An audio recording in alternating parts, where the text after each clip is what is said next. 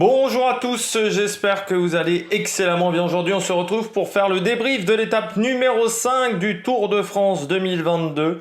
J'enregistre, il est 17h34. On va démarrer, on va essayer de pas faire trop de blabla sur cette étape qui a été excellente. N'hésitez pas à vous abonner à la chaîne, à réagir dans les commentaires, à mettre un pouce bleu, à partager la vidéo sur les réseaux sociaux, notamment auprès de vos proches si vous pensez que ça peut les intéresser.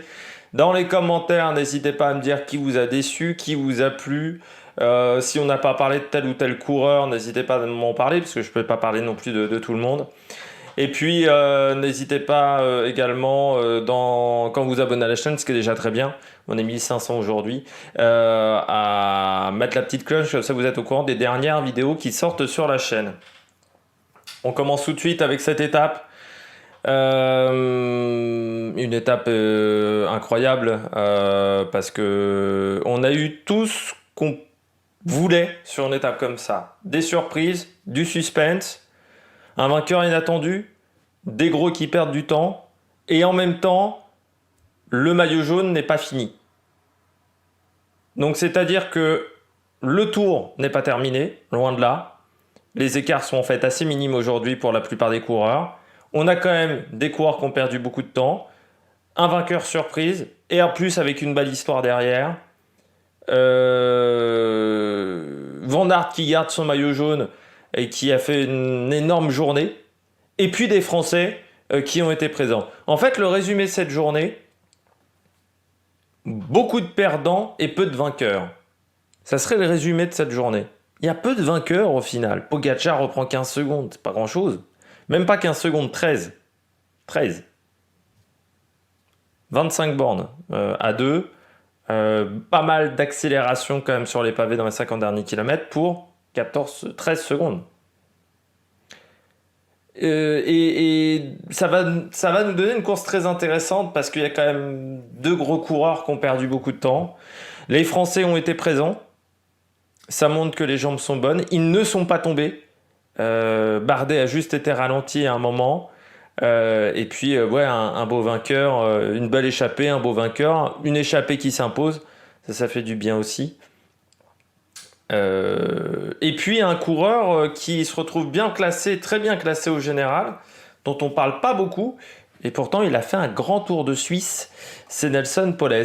Et on en parlera dans cette vidéo, je vous le dis tout de suite. On va revenir un petit peu sur cette étape. Parmi les perdants, je dirais ce soir, c'est aussi France Télévisions. Hein. Bon, alors, certains s'étaient plaints hier de Franck Ferrand. Là, aujourd'hui, Franck Ferrand, on ne l'a pas entendu. Quasiment pas dans le final. Mais surtout, ils étaient aux fraises au niveau du classement, parce qu'ils avaient oublié qu'il y avait Van Aert.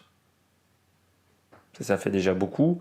Et puis Romain Bardet, qui nous ont indiqué pendant au moins 30 bornes comme étant dans le premier groupe, alors qu'il était dans le groupe Van Aert. Et pourtant, c'était indiqué sur les informations à l'écran. C'est-à-dire qu'à un moment, il y a eu un affichage à l'écran qui nous mettait bien Bardet dans le deuxième groupe. Donc, c'est-à-dire que c'était trouvable partout, sauf que France Télé, non. Ça fait quand même beaucoup d'erreurs en peu de jours chez France Télévisions. Beaucoup d'erreurs. Je l'ai dit hier, c'est pas parce qu'on est sur le service public, c'est pas parce que c'est gratuit qu'on ne doit pas avoir. J'ai dit qu'on ne doit pas faire de la merde. Je vais le dire un petit peu plus gentiment aujourd'hui. Qu'on ne doit pas avoir la même exigence que peut avoir un Julien Febvre, par exemple, chez Canal+. C'est pas parce que tu es sur le gratuit que tu as peut-être plus de néophytes que tu dois être moins exigeant. Or, j'ai l'impression que cette année chez France Télé, c'est un peu la fête du slip. Je ne veux pas être méchant, mais Thomas Vauclair, sur la moto derrière, il ne nous a pas apporté beaucoup d'informations.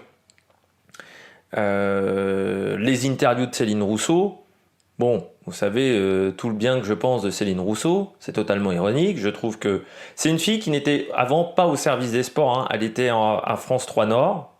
Elle est arrivée au service des sports sur le Dakar. Elle est incompétente sur le Dakar, incompétente quand il y avait encore les 24 heures du Mans chez France Télévisions. Elle connaissait même pas la course et les catégories. C'est un truc de dingue. Et elle n'est pas plus compétente sur le cyclisme. Et c'est vraiment des interviews avec des questions, mais vraiment à la con. Hein. Moi, si j'étais cycliste, je pense que savez, j'aurais peut-être fait une interview avec Céline Rousseau. Si elle m'avait posé une question de merde, après, je refuserais les interviews avec Céline Rousseau. Vraiment. Là, ça fait quand même beaucoup d'erreurs. Beaucoup d'erreurs de la part de France Télévisions. Et plus les 3000 mètres de dénivelé positif hier. Hein. Ça, j'appelle ça grosse bêtise. Grosse bêtise. C'est-à-dire, une information, quand on la donne, dans ta tête, déjà, faut y croire, mais quand tu as des doutes sur la crédibilité d'une information, et 3000 mètres de dénivelé positif, on pouvait avoir quand même des gros doutes sur la crédibilité de l'information, tu la regardes 2, 3, 4, 5 fois. Quand tu as des doutes sur la crédibilité d'une information. Voilà. Là, il n'y a pas eu assez de vérification. 3000 mètres, c'est pas bon. Alors, je ne sais pas si c'est l'organisateur qui a dit de donner ça, mais on sait très bien que c'est un peu la course à celui qui aura le plus de dénivelé positif entre les organisateurs. Mais bon, moi, par exemple, je vous le dis toujours, je ne me fie pas au profil du Giro, par exemple, parce que je sais que les pourcentages sont tout le temps faux. C'est-à-dire que les pourcentages max, ils te mettent 15-18%, c'est sur 10 mètres. Donc c'est pour ça que je vous dis, à chaque fois, je ne me base pas sur les... Malgré le fait que, contrairement au Tour de France, il soit en bonne qualité vraiment visuelle et on a vraiment une bonne résolution, je ne me base pas là-dessus. Mais là, putain, il y a 3000 mètres de dénivelé positif. Comment on peut raconter une connerie comme ça? Et en plus, il y a des néophytes qui vont le croire, ça. Parce qu'ils ne sont pas habitués à regarder du cyclisme. Et surtout, pas de démenti. C'est-à-dire qu'il n'y a pas de démenti. Enfin, moi, dans tout ce que j'ai regardé, encore une fois, je vous dis, je ne regarde pas l'après-tour. Mais parce que j'enregistre au même moment. Mais moi, il n'y a pas eu de démenti dans tout ce que j'ai regardé. C'est normalement, pour le Tour de France, on ne devrait pas avoir à s'abonner à Eurosport pour avoir de la qualité. Bah, putain, je vous le dis, hein. Je comprends les gens qui s'abonnent à Eurosport, quoi, malgré le fait que ça soit disponible en gratuit, parce que là, c'est vrai que Guillaume Di Grazia, bon, moi Steve Chenel, vous savez que je suis pas un grand fan, mais parce que c'est vrai que j'ai vu, alors malgré tout sur Eurosport, je me dis, des fois on paye quand même pour des trucs qui sont un peu minables. C'est-à-dire Steve Chenel fait la présentation de l'étape. Je pense aller voir mes vidéos, vraiment. Hein. Alors je sais bien qu'il a que 1 minute 30, 2 minutes. Je pense quand même que c'est un peu le foutoir, ces présentations d'étapes. Surtout, ils lui ont donné un tableau interactif avec c'est Vélo Viewer, parce que moi, je n'utilise pas, je n'ai pas Vélo Viewer, parce que j'ai regardé quand même, c'est au moins 20 balles par mois, hein, pour avoir la version qu'ils ont chez Eurosport. J'ai pas les moyens, et puis en plus, ce travail-là, c'est une petite aide Vélo Viewer, on peut très bien le faire sans. Moi, je mets 20 balles pour un truc où je peux pas faire 100. Si je peux faire, même si c'est plus chiant, 100, je fais 100. Mais je pense que dans mes vidéos, il y a beaucoup plus d'informations sur le parcours. Si vous regardez vraiment que la portion parcours de mes vidéos, je pense que vous avez beaucoup plus d'informations, avec pourtant beaucoup moins de moyens techniques que sur les portions de Steve Chenel. Ce qui est bien dommageable quand même, parce que Eurosport, normalement, on devrait parler aux spécialistes. Bon, je passe à la note de l'étape, j'ai mis 19 sur 20. Pourquoi 19 sur 20? Bon, déjà, vous savez que j'adore les pavés. J'ai quand même fait une vidéo spéciale sur Paris-Roubaix, donc vous savez que j'adore les pavés. Mais deuxièmement, pourquoi je mets 19 sur 20? Parce que on a eu un gros suspense pour la victoire. On a eu des rebondissements dans cette étape. Il y a eu des chutes, il y a eu des mecs lâchés auxquels on ne s'attendait pas. Donc des surprises. Et puis, un sprint de grand malade pour la victoire. Et pourquoi encore plus même 19? Parce que le Tour de France n'est pas cassé à cause de cette étape. On aurait pu s'attendre à ce qu'il y ait au moins 4, 5, 6 coureurs peut-être à 5 minutes et qu'on perde pas mal de leaders, et ce qui fait que le Tour devienne peut-être un peu moins intéressant à partir de ce soir. Non, le général reste quand même serré. Donc ça, c'est plutôt très intéressant. On passe tout de suite au bilan des Bleus. Du côté du bilan des Bleus, je commence avec Edvald Boasson-Hagen. Moins 8 désormais pour total. Pourquoi Edvald? Parce qu'il a saisi sa chance. J'ai même été surpris par exemple que chez Quick-Step ils mettent pas un mec devant. Ils tentent pas de mettre un mec dans l'échappée ou dans des formations comme ça. On avait plusieurs cartes. Alors moi je m'attendais plutôt à ce que ça soit Danielos que Boasson-Hagen. Mais je m'étais dit, tiens, Total, Arkea aussi, pourquoi pas, des formations. Alors, Arkea, ils ont mis beaucoup d'hommes autour de Quintana et de Barguil, ça a été un autre choix, mais qui a plutôt été très intéressant pour eux. Mais ça, je me disais, quand tu as plusieurs cartes au niveau des courses comme ça, faut mettre un mec devant. Faut mettre un mec devant. Chez Alpecin, chez Quickstep, chez Total Energy, t'en gâches un, t'en as toujours 3 ou 4 pour jouer la victoire. C'est pas une grosse perte. Boasson-Hagen en plus, il aurait pu faire lanceur de Sagan. Bon, pas de peau, Sagan est tombé. Ou lanceur de Turgis, bon, pas de peau, Turgis est tombé aussi. Mais du côté de Boasson-Hagen, il y a plusieurs belles histoires quand je disais, parce que lui, ça fait partie des belles histoires du jour. Boasson-Hagen, je rappelle, normalement pas prévu sur le Tour de France. Il n'était pas prévu sur le Tour de France. On avait mis Christian Rodriguez à la place, malgré son super Dauphiné libéré à Boasson-Hagen. Il a fait un très bon Dauphiné libéré. Enfin, Critérium du Dauphiné, c'est vrai que maintenant on dit plus Dauphiné libéré. Et derrière, putain, on le sélectionne pas, quoi. Alors que je trouve qu'il avait montré qu'il pouvait aider Sagan. Il avait, je trouve, montré des garanties. Et là, aujourd'hui, bah, il a rappelé que c'était déjà un très bon coureur de pavé, et que c'était un très bon Flavut, et que c'est un coureur d'expérience, et que... Bon, il gagne pas aujourd'hui, mais il fait podium.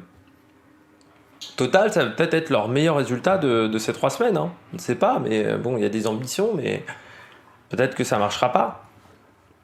Donc je me dis que quand le meilleur résultat de ton équipe, c'est pour un mec qui n'était pas sélectionné, et puis faut la prendre là quand même la 3e place, parce que tu avais Kurt Nielsen, alors certes qui avait pas mal dépensé d'énergie, mais Powless, pas mauvais, Van der Horn, Clark. Alors Clark, c'est un peu la victoire surprenante, mais je vous le dirai un peu plus tard pourquoi. Mais Boasson-Hagen, il fallait y aller face à Van der Horn. Hein. Il lance son sprint aux 800 mètres. Enfin voilà, c'était très costaud de la part d'Edvald Boasson-Hagen. Donc chapeau. Chapeau monsieur. Et ça montre que bon, chez Total, on a peut-être plus été un peu plus intelligent sur la sélection. Parce que Boasson-Hagen, il avait montré des garanties. On parle pas d'un... il avait montré beaucoup plus de garanties que Pierre Latour quand même. Hein. Alors certes blessé Pierre Latour, mais aujourd'hui il finit à 11 minutes, hein, Pierre Latour, 11 ou 10 minutes. Passons, donc il n'y a plus personne pour jouer de général. Mais voilà, pour Total, c'est un bon résultat. Il a montré le maillot. Voilà, il est en plus 3e au général, je crois.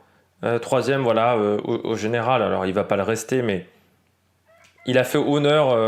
Peut-être que demain même il aura du mal déjà Boasson-Hagen, mais au moins il s'est montré. Et puis bon, Edvald Boasson-Hagen, c'est peut-être... non, il a encore une année de contrat en 2023, mais voilà, c'est un beau résultat. Et encore une fois, il avait fait une fois 4e, une fois 5e sur le Dauphiné, 3e du maillot vert, 4e du Grand Prix La Marseillaise.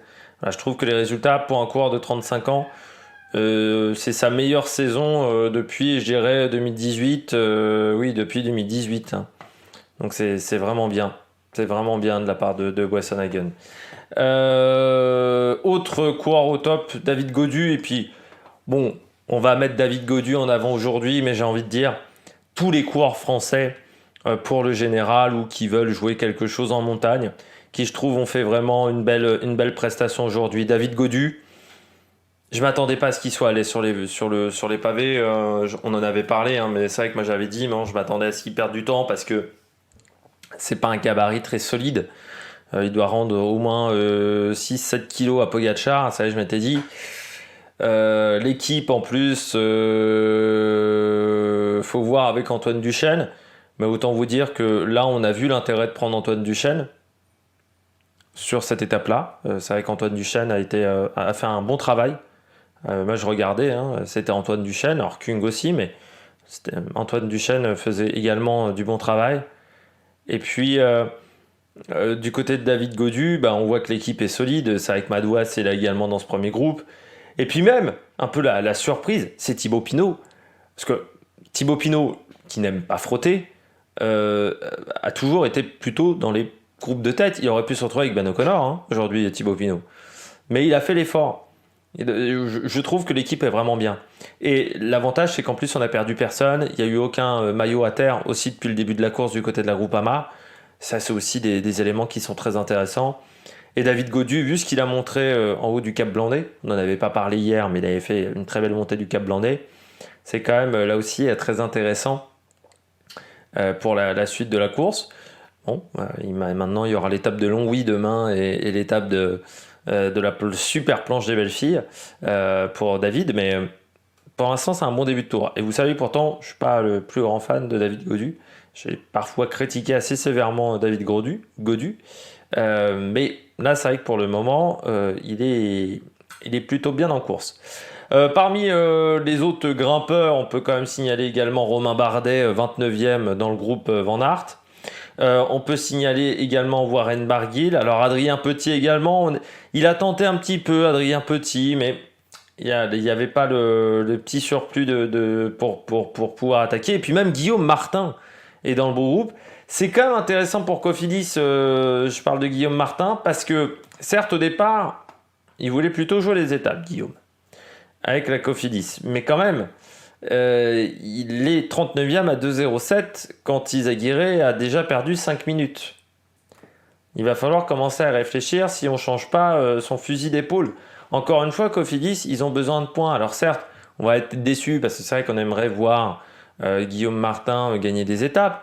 Mais bon, entreprendre ça en points d'un côté avec 120 points du côté d'une victoire d'étape ou 450 ou 500 points de l'autre côté avec une 11e ou 2e place au général, on va commencer à réfléchir aussi de ce côté-là.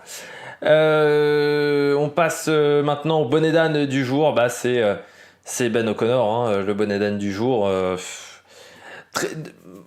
Il faut savoir que à l'approche du premier secteur, j'ai regardé un petit peu le placement de tout le monde. Parce que ça donne souvent une indication de comment ça va se passer sur les pavés derrière. Premièrement, Van Der Poel n'était pas bien placé. Je me suis dit, ça va être pas bon. Du côté de Van Aert, c'était particulier car il était tombé. Donc on va négliger cet aspect-là. Mais il y a deux coureurs que j'ai vus pas bien placés. C'était Jack Haig et Ben O'Connor. Enfin, j'ai envie de dire, la Bahreïn n'était pas bien placée dans le peloton. Avec Astana, on ne s'attendait pas à des merveilles de la part d'Astana et AG2R. Et AG2R, en finale, Ben O'Connor, c'est celui qui perd le plus aujourd'hui. Ben O'Connor, il finit, 4-12. Donc il perd plus de 3 minutes sur tout le monde. Aujourd'hui, Ben O'Connor, si on regarde le général, il est à 4,34. Ça commence à faire beaucoup. C'est un début de tour extrêmement compliqué. Pour un mec qui veut jouer le podium, 4,34, ça commence à faire un peu beaucoup, quoi. Sur les écarts les plus importants sur la 3e place du podium, on était à 7-8 minutes. Donc on a déjà la moitié du capital sur les écarts les plus importants. Sur les tours, on a eu les plus gros écarts. Donc oui, là ça commence à faire un peu trop. Et puis, c'est... Aujourd'hui, il était quand même dans le dernier train, quoi. Alors certes, il y a eu une question de placement. On peut quand même aussi se poser des questions sur le fait qu'on n'ait pas pris un Oliver Naesen, par exemple. Qu'on n'ait pris qu'un Oliver Naesen, plutôt l'inverse.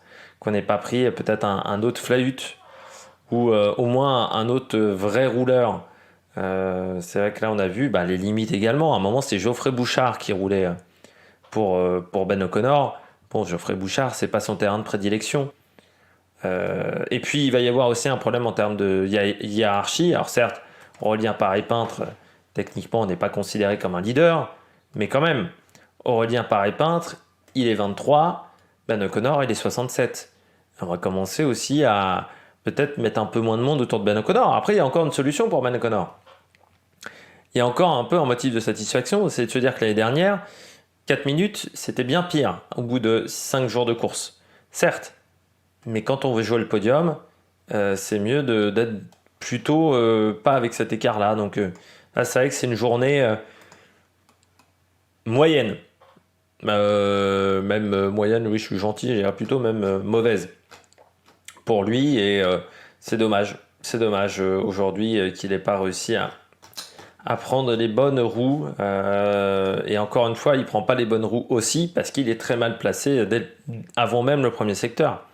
Et forcément, quand tu es mal placé, bah après derrière, c'est très compliqué. Donc il a crevé. Bah oui, mais il a crevé aussi parce qu'il était très très loin. Donc encore une fois, je vous avais dit, quand vous êtes très loin, il y a beaucoup de poussière. Vous voyez plus où vous mettez les roues. Donc s'il y a un caillou, quand il y a une bonne vision et que vous êtes seul, c'est bon. Quand il n'y a pas une bonne vision, c'est compliqué. On passe tout de suite aux coureurs au top et au bonnet d'âne. Ah, attaque de Marlou! Les coureurs au top, bah la belle histoire du jour, Simon Clark.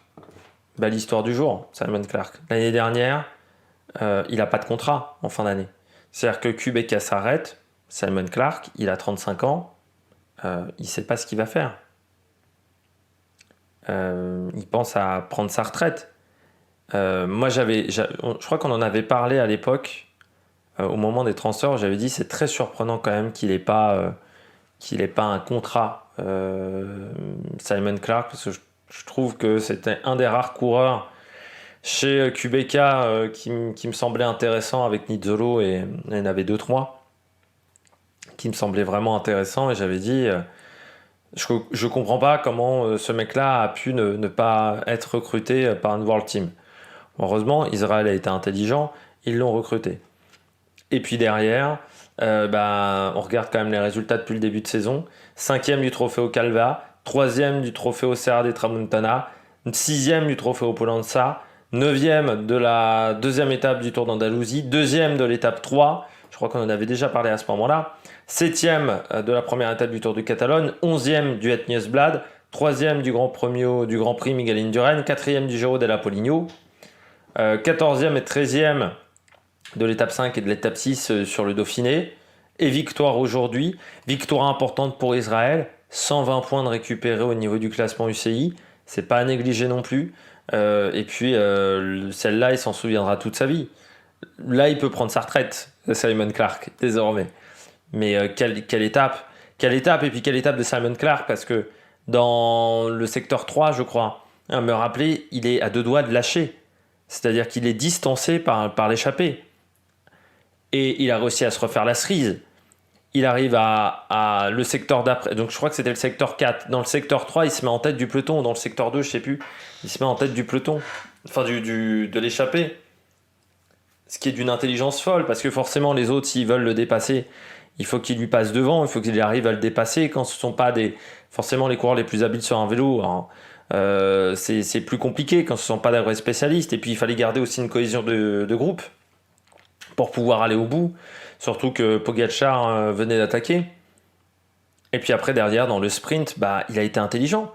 Il ne faut pas paniquer, par exemple, quand Nelson Poles part.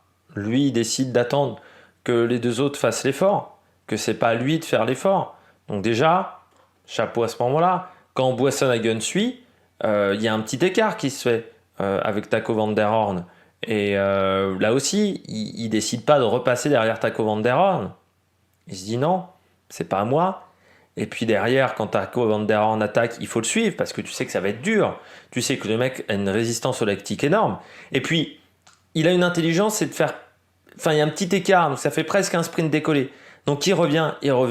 Et puis le lancer de vélo, je crois qu'il avait juste plus envie, plus la niaque que Van der Horn. Il avait juste plus la niaque que Van der Horn. 3e victoire sur un grand tour. Après les 2 victoires sur le Tour d'Espagne en 2018 et 2012. Et puis, là aussi, on n'est quand même pas sur un petit palmarès. 8e de Tirreno. Que sur le Tour d'Italie où il n'a pas gagné d'étape. Peut-être que ça arrivera jamais, mais... Simon Clark, super coureur. Et là, cette année, il fallait... Enfin, voilà, sur cette étape-là, je crois que ça s'est joué aussi un peu dans la tête. Et il avait peut-être plus envie, plus faim que Van der Horn. Et voilà, l'histoire est très belle. Et encore une fois, le mec était au chômage. Le mec était à 2 doigts de clôturer sa carrière. Et il arrive à revenir, il gagne. C'est la 2e belle histoire du jour, après notre ami Boasson-Hagen. Autre coureur au top, Nelson Poles. Pourquoi Nelson Poles? Parce que c'était intelligent de la part de EF. Ils ont tenté avec Uran aussi, il faut le savoir, en début de journée. mais ils ont tout fait pour qu'un des leaders de l'équipe, vu qu'ils savaient que c'était pas forcément les coureurs les plus à l'aise, soit dans le groupe de tête. Ce qui est pas con, parce que l'étape était pas très longue, donc 150 km d'échappée. En plus, ça c'était un peu moins, c'était plutôt 140. C'est pas non plus une catastrophe sur le tour. En sachant que là, de toute manière, dans le peloton, ça roulait fort aussi. En sachant qu'en plus, ils sont partis à deux. Donc, ils savaient qu'à un moment, Kort Nielsen allait se sacrifier pour lui. Et ça a été intelligent parce que Powless, aujourd'hui, il n'a pas dû batailler dans le peloton. Il n'a pas perdu cet influx nerveux que l'on a en se bagarrant dans le peloton. Et au final, Nelson Powless, ce soir, il est deuxième du classement général à 13 secondes de Van Aert. Mais si on y regarde bien, demain, Longwy, c'est une étape où il sera aux avant-postes.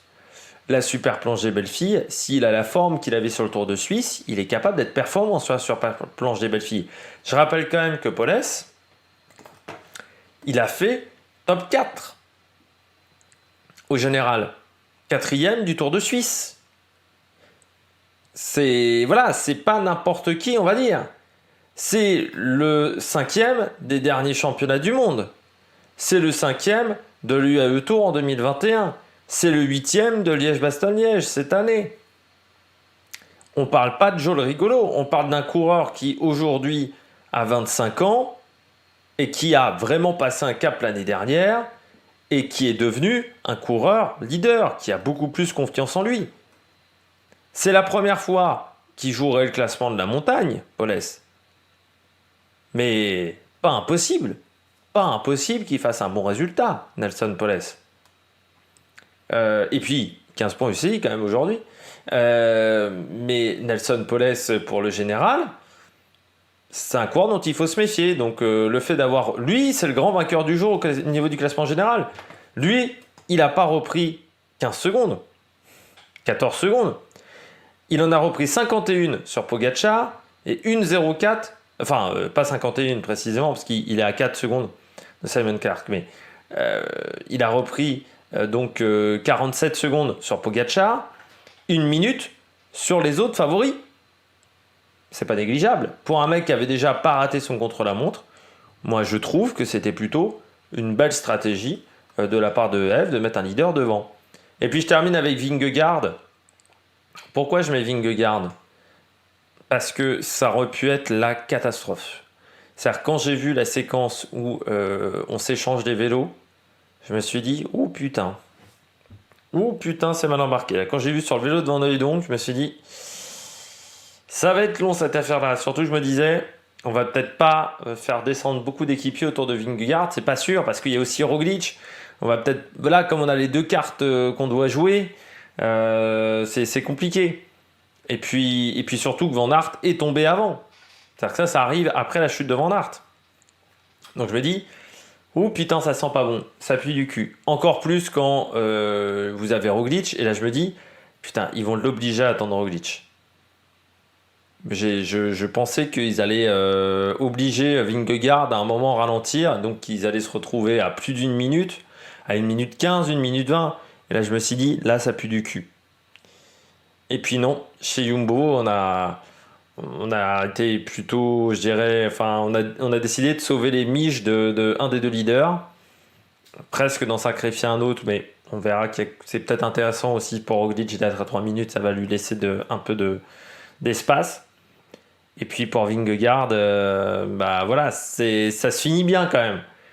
Il perd que 13 secondes sur Pogacar, c'était quand même hyper mal embarqué. Alors, la situation, ils ont quand même un peu paniqué chez Jumbo, ça sentait pas bon. Et c'est même pas les directeurs sportifs, c'est vraiment les coureurs qui ont paniqué. Et au final, on s'en sort bien quand même. Alors certes, grosse partie de manivelle aujourd'hui, je pense que ce soir il y a de la toxine dans les cuisses. Mais Vingegaard, il s'en sort bien. Il s'en sort très très bien. Et pourtant, sur le Grand Prix de Denain, là encore aujourd'hui sur le premier secteur, c'est vraiment pas un coureur qui est hyper à l'aise sur les pavés. Hein. C'est pas son truc. Mais derrière, il a sauvé les meubles et il a sauvé sa peau aujourd'hui, vraiment, Vingegaard. Donc c'est pour ça que je le mets au top, parce que pour moi, encore une fois, je vous le dis, je vais vous le répéter, il n'y a pas de vainqueur aujourd'hui.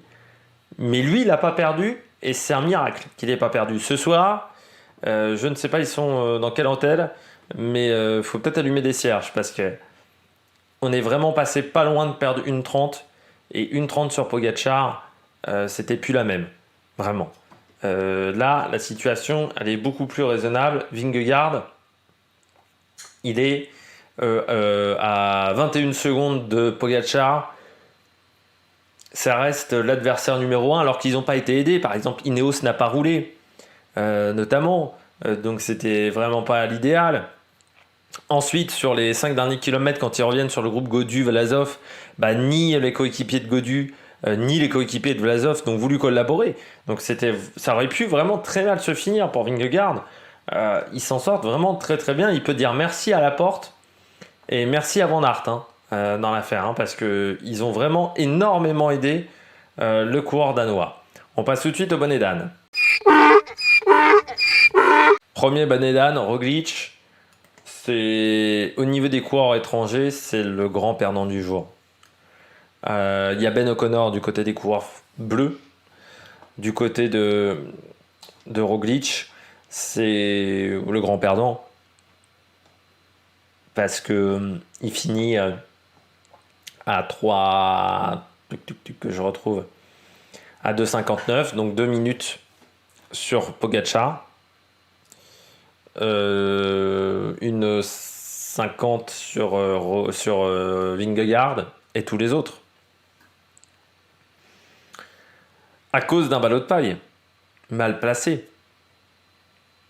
C'est sûr que ça doit énerver. On espère en plus qu'il ne s'est pas fait mal sur cette chute, parce que bon, c'est pas l'idéal. Les premières semaines de tour sont pas simples pour Roglic. Alors malgré tout, il est à 2 minutes. 2 minutes, alors un peu plus avec le chrono, 2 minutes 10, je pense que ça doit faire l'écart. Oui, il est à 2,36 et oui, ça fait à peu près ça. Malgré tout, 2,15, c'est pas non plus impossible de revenir. Alors certes, on part du principe que techniquement Pogacar est intouchable. Mais pour l'instant, on n'a pas fait un mètre de montagne. L'équipe de Pogacar, encore une fois, aujourd'hui, il s'est débrouillé seul, Pogacar. Il a bouffé du vent aujourd'hui. Même hors de la situation où il était avec Stuyven. Même quand il était dans le peloton, il était seul. Mais donc, il a mangé du vent. Voilà, comment il va récupérer, Pogacar? Normalement, il récupère très bien, mais on peut avoir des doutes. Et puis, du côté de Roglic, forcément, il va avoir un peu d'espace. Parce que, bon, imaginons que les écarts restent comme ça. Si Roglic attaque, Vingegaard ne suit pas. Est-ce que Pogacar ira aller chercher tout de suite Roglic? Pas sûr. Ça peut lui permettre d'avoir de l'espace. Et l'espace, ça peut te permettre d'aller chercher un maillot jaune. On l'a vu quelques fois. Surtout que je pense que, vu la forme qu'a l'air d'avoir Pogacar, il se pourrait que cette année, ça serait lui contre tout le monde. Quand tu es dans ce genre de situation, il faut une équipe solide. Pour l'instant, l'équipe, je ne l'ai pas vue très solide du côté du AE. Donc, peut-être l'année où il est peut-être le plus menacé, Pogacar. L'année 3, c'est pas toujours facile pour enchaîner 3 victoires d'affilée. Van der Poel, Casper. Voilà. Il nous avait dit, je mise tout sur cette étape. Moi, j'avais dit, bon, ok. J'avais quand même pas trouvé un grand coup de pédale depuis le départ. Moi, je pense tout simplement qu'il n'a pas les jambes parce que enchaîner le Giro et le Tour de France, c'est compliqué. Que sur le Giro, en plus, il s'est fait péter la caisse. Donc, je pense qu'il a fini le Giro bien fatigué. Et que derrière, au niveau de ta récupération, ça va prendre en compte. Et que là, il n'est pas dans le coup pour le moment. Et que ça va être compliqué. Ça va être compliqué parce que c'est vrai qu'on ne l'a pas vu performant dans le train. Foncièrement, il n'était pas poisson pilote. Et puis là, aujourd'hui, c'était normalement son étape avec hier. Déjà, hier, on ne le voit pas. Bon, je dis, ok, d'accord, il se concentre sur l'étape du jour. Aujourd'hui, on ne l'a pas plus vu. Le placement n'était pas bon. Et le placement, quand votre placement n'est pas bon sur l'étape de pavé, c'est que souvent les jambes sont pas bonnes. Donc il y a un moment, faut aussi se remettre en question. Je pense que Van Der Poel, l'idée d'enchaîner 2 grands tours, c'était pas une bonne idée. Surtout quand tu n'as jamais fini un grand tour. C'est encore une fois, il n'avait jamais fait un grand tour au complet. Il aurait mieux fallu, je pense, ne pas aller sur le tour. Le problème, c'est que Alpecin a quand même d'autres stars que lui. Donc, Philipsen ou Merlier sont quand même pas des inconnus non plus au bataillon. Donc, on aurait pu se contenter d'un seul sprinter. On a décidé de venir avec Van Der Poel. C'était, je trouve, une prise de risque.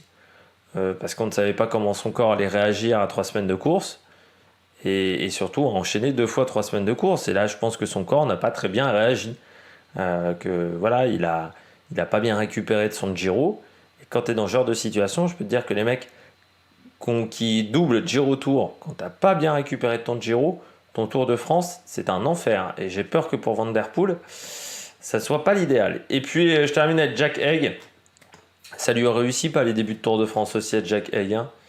Abandon. Grosse chute. Alors on ne sait pas encore ce qui s'est fait. Forcément, pour lui, ça va être une déception parce qu'il misait beaucoup. Après, j'ai envie de dire qu'il y a toujours le Tour d'Espagne, mais tout dépend de la blessure. Le Tour d'Espagne, c'est le 19 août, donc c'est dans un peu plus d'un mois. Une clavicule sans déplacement, c'est bon. Par contre, une fracture du fémur, ça sera pas bon. Voilà. Donc c'est sûr que, encore une fois, l'année dernière, il avait abandonné au bout de 3 jours. Bon, ça lui avait bien réussi sur le Tour d'Espagne et ensuite derrière où il avait pris la 3e place. Bon, on espère que ça sera la même chose. Mais le Tour de France, ça lui a réussi pas trop. Parce qu'il a fait 3 Tours de France dans sa carrière. Il en a fini un seul. Mais j'ai envie de dire qu'il a abandonné également le Tour d'Espagne 2020 dans sa carrière. Et je regarde avant. La Vuelta, là, il l'avait fini. Le Tour d'Italie, il l'avait fini. Donc, non, c'est depuis 3 ans qu'il a du mal à finir ses grands tours. Donc, il n'est pas aidé par les chutes. Il tombe quand même souvent, Jack Haig. Faut aussi se poser les questions. Est-ce qu'il est hyper habile sur un vélo? Parce que c'est pas la première fois qu'il se prend qu'il tombe. Même sur d'autres courses que les grands tours, que je le vois tomber. Mais là, aujourd'hui, oui. De toute manière, on savait que ça allait être compliqué. C'est le type de physique qui est vraiment le pire. C'est-à-dire les coureurs longilignes sur les pavés, c'est vraiment pas l'idéal. C'est une petite crevette, c'est une asperge, Coco. Donc ça allait être compliqué et ça a été compliqué pour Jack Haig et abandon. C'est triste, surtout que Caruso n'ayant pas fait un grand début de Tour de France. Il va falloir se contenter de Caruso, mais ça va pas être facile. Et puis abandon également de Michael Gogol aujourd'hui. Et Moscon finit dernier à 29 minutes. 5 minutes devant la voiture balai. Voilà. Sachant que moi je ne l'ai pas vu tomber, contrairement à Turgis qui a fini à 20 minutes. Turgis, il faudra quand même voir, parce que est-ce qu'il faudra continuer quand tu es tombé déjà 2 fois 2 grosses chutes en plus, 2 grosses chutes, il faudra se poser la question. Demain, et oui, déjà l'étape de demain. Alors on fait un point pour le général déjà, parce qu'il y a eu pas mal de changements. Van Aert en tête avec 13 secondes d'avance sur Powless, 14 sur Boasson-Hagen. Pogacar à 19 secondes, Lampart à 25 secondes, Pedersen 36, Vingegaard 40, 48 secondes pour Adam Yates, Pidcock est à 49 secondes. Il n'a pas fait une grande course en passant Pidcock, il était en grosse difficulté. Encore une fois, trop léger.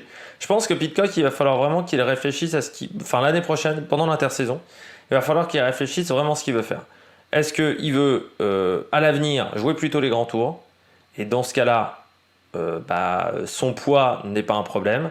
Si il veut par contre jouer beaucoup plus les classiques pavés notamment et d'autres classiques, il va falloir développer plus de puissance et la seule solution pour développer plus de puissance, c'est de prendre du poids et de prendre du muscle. Donc il va falloir vraiment qu'il réfléchisse Pidcock parce qu'aujourd'hui, les courses auxquelles il veut jouer, qui sont donc les courses pavées notamment, il n'est pas assez puissant pour ces courses-là. Il se fait balader à droite à gauche, donc il va falloir vraiment y réfléchir. Et puis je termine avec Geraint Thomas, 50 secondes. Autant vous dire que voilà, le premier coureur à la minute, c'est Stuyven qui est à 1,01, qui est 13e. Demain, on arrive à Longwy en partant de Binche, ma ville préférée pour la prononciation. On aura un parcours de 220 km qui va pas être facile. La fin de journée sera difficile, avec notamment du vent de dos. Mais ça, vous saurez tout ça en regardant demain la vidéo de présentation à partir de 7h30. D'ici là, n'hésitez pas à vous abonner à la chaîne, à réagir dans les commentaires, à mettre un pouce bleu, à partager la vidéo sur les réseaux sociaux. Allez, ciao ciao sur la Mec Production.